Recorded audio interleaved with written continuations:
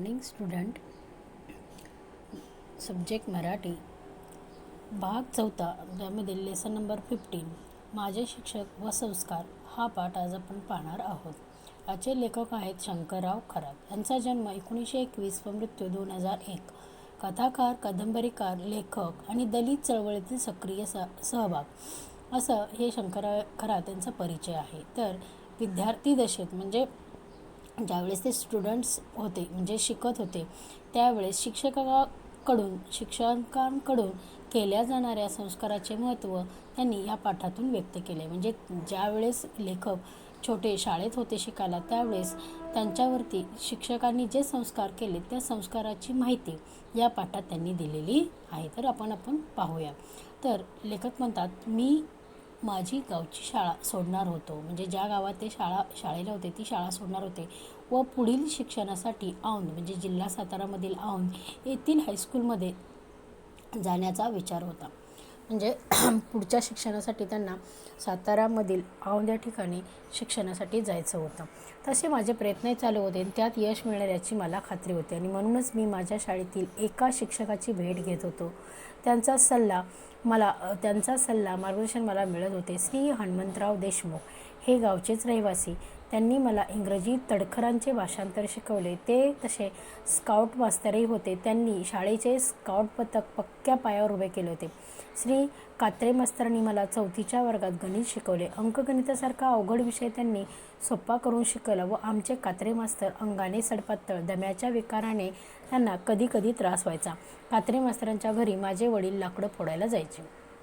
आता शंकरराव खरात या लेखकांनी त्यांचं ज्यावेळेस ते शिकायला गावात होते त्यावेळेसचं थोडक्यात इथं माहिती सांगितलेलं आहे की ते म्हणतात की मी ती शाळा सोडणार होतो. तसे माझे प्रयत्नही चालू होते की दुसऱ्या शाळेत मला प्रवेश मिळावा म्हणून आणि त्यात यश येणार म्हणजे ते नक्की मला मिळणार याची मला खात्री होती. आणि म्हणूनच लेखक आपल्या शिक्षकांची भेट घेण्याकरता त्यांच्या घरी गेले. त्यांचा सल्ला, त्यांचं मार्गदर्शन म्हणजे त्यांचं गायडन्स घेण्यासाठी ते गेले. तर ते शिक्षक होते हनुमंतराव देशमुख. ते त्याच गावचे रहिवासी होते. त्यांनी तडखरांचे इंग्रजी भाषांतर म्हणजे इंग्रजी विषय त्यांना मराठीत करून शिकवला होता. तसेच ते स्काउटचेही शिक्षक होते. त्यांनी शाळेचे स्काउट पथक पक्क्या पायावर उभे केले. म्हणजे स्काउट गाईडचं जे ग्रुप असतो, जे स्काउट गाईड पथक असतं ते पथक म्हणजेच काय तर संघ किंवा गट असं पक्का म्हणजे ते मुलं तशा प्रकारे तयार केली होती. आणि श्री कात्रे मास्तरांनी मला 4थीच्या वर्गात गणित शिकवले. लेखक सांगतात, मला गणित शिकवायला कोण होते तर कात्रे मास्तर होते. आणि अंकगणितासारखा विषय जो आपल्यालाही अवघड वाटतो असा विषय त्यांनी मला सोपा करून शिकवला होता असं इथं लेखक सांगतात. कात्रे मास्तर हे अंगाने कसे होते, बारीक होते. त्यांना सतत दम्याचा त्रास व्हायचा. कात्रे मास्तरांच्या घरी माझे वडील कशासाठी कोणते काम करायचे तर लाकडं फोडायचे. म्हणजे पूर्वी कसं असायचे तर जेवण बनवण्यासाठी चुलीवरती बनवलं जायचं आणि त्याला लाकडे लागायचे आणि म्हणून ते लाकडं फोडण्यासाठी कात्रे मास्तरांच्या घरी लेखकाचे वडील जायचे. श्री गोळी वडेकर मास्तर मला मराठी पाचवीत होते. ते इतिहास भूगोल शिकवायचे. म्हणजे गोळी वडेकर मास्तर त्यांना मराठीही शिकवत आणि इतिहास भूगोल त्यात इंग्रजी पहिलीत तडकरांचे पहिले भाषांतर शिकवायचे.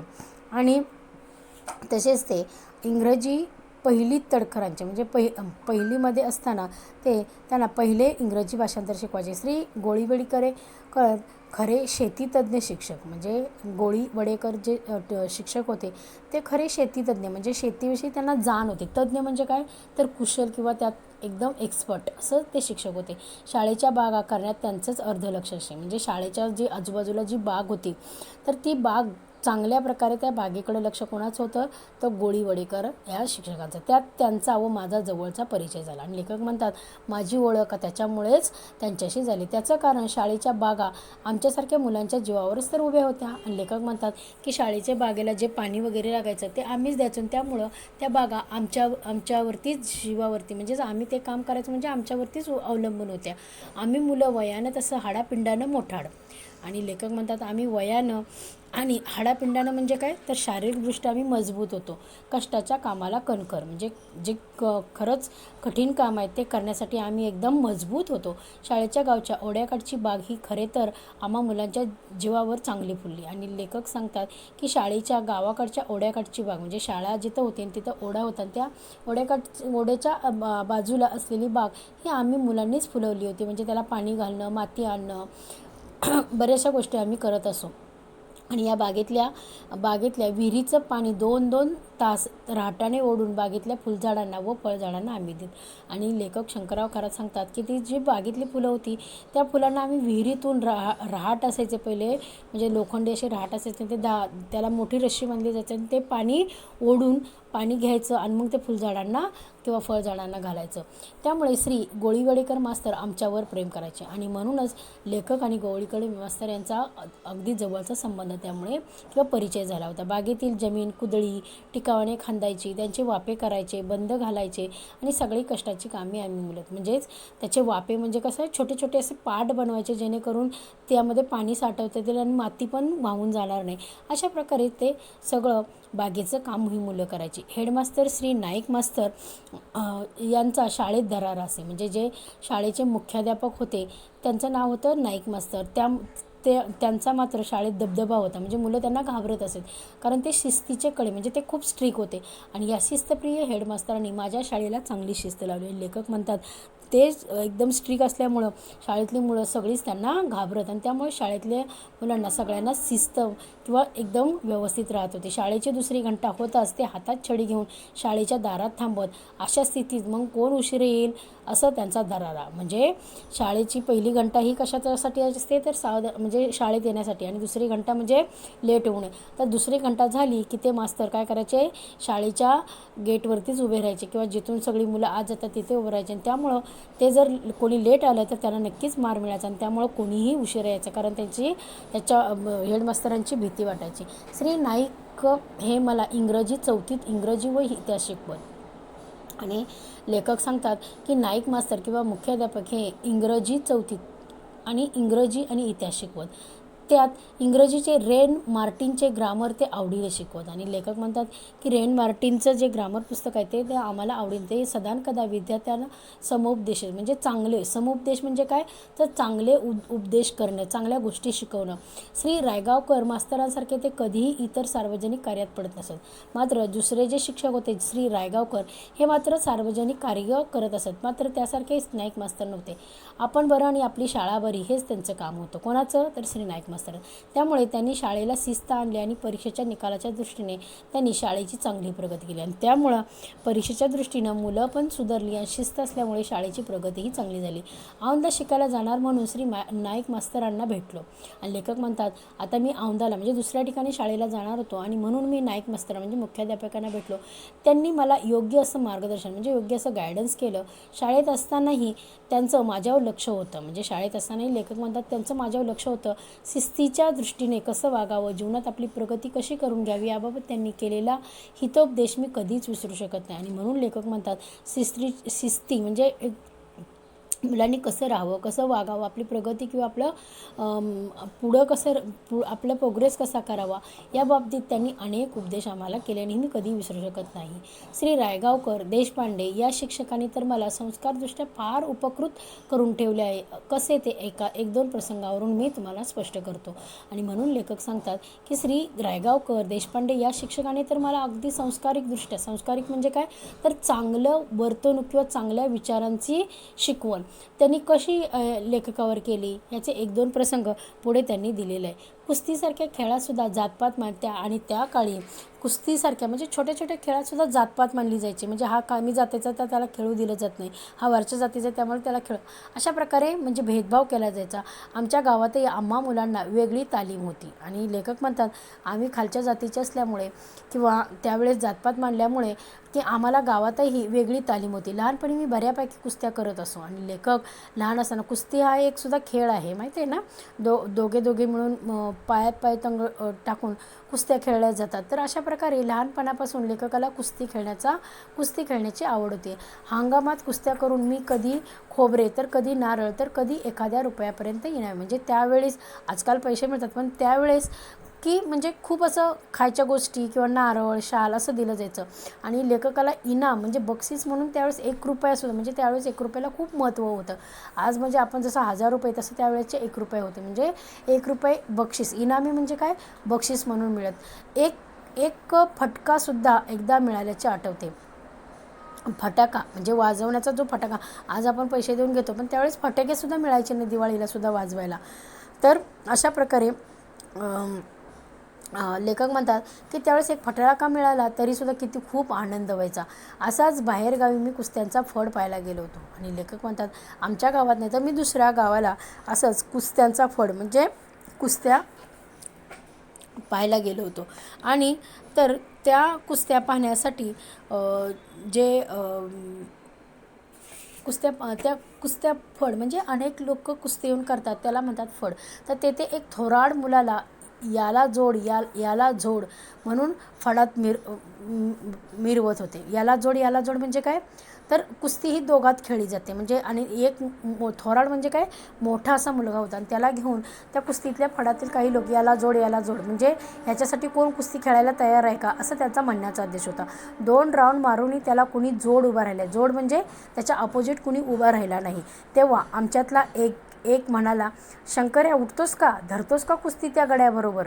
आणि लेखक म्हणतात तेव्हा आमच्यातला एक जण म्हणाला, म्हणजे एक कोणतरी त्यांच्या ग्रुपमध्ये असेल, तो म्हणाला शंकर्या म्हणजे लेखकाचं नाव घेऊन म्हणतो, तू उठतोस का, धरतोस का त्याच्याबरोबर कुस्ती. मी हा हा म्हणत मैदानात गेलो. आणि लेखक म्हणतात मी हा हा म्हणत मैदानात गेलो आणि लढत करण्याची तयारी दर्शवली, पण मला कुणीतरी ओळखले आणि हटकले. आणि लेखक म्हणतात की मी खालच्या जातीचा आहे किंवा त्यावेळेस जातपात मानल्यामुळं मला खालच्या जातीचं असल्यामुळे मला तिथून कोणीतरी ओळखलं आणि तिथून मला हकलून दिलं. मी हिरमुस लावून माघारी गेलो. हा प्रसंग माझ्या मनाला लागला. ते ओळखून रायगाव सरांनी माझी समजूत घातली. म्हणाले, अरे समाज अजून निद्रिस्त आहे. म्हणजे निद्रिस्त म्हणजे काय, झोपलेला आहे. म्हणजे त्याला कळत नाही की माणसाच्या अंगी जे गुण आहेत ते खरे असतात, जातपात काही नसतं. म्हणून त्यांचे गुरुजी त्याला म्हणतात की समाज अजून निद्रिस्त आहे, त्यांना खरं काहीच कळत नाही आहे की काय करावं ते. खेळात मैदानात जातपात न पाहता कौशल्य पाहावं. आणि म्हणून त्याला गुरुजी काय शिकवतात की समाज अजून निद्रिस्त आहे, म्हणजे तो जागा झालेला नाही आहे, त्याला अजूनही कळत नाही की जातपात काही नसतं. आणि खेळात आणि मैदानात जातपात कधीच पाहायचं नसतं. तर मुलाच्यांचं कौशल्य म्हणजे तो कसा खेळतो, किती चांगला खेळतो, कौशल्य म्हणजेच काय, त्याच्या अंगी असलेले गुण, खेळण्याप्रती असलेली त्याची प्रगती हे पाहत नाहीत. तर हे अजून त्याला नीट समजले नाही. आणि हेच या समाजाला म्हणजे या लोकांना अजून नीट समजलं नाही. पण एक दिवस असा येईल हे सारे नष्ट होईल. आणि ते लेखकाला समजावतात, पण एक दिवस असा येईल आणि हे सगळं नष्ट होईल आणि तुम्हालाही खेळ स्पर्धेत मानाने बोलवले जाईल.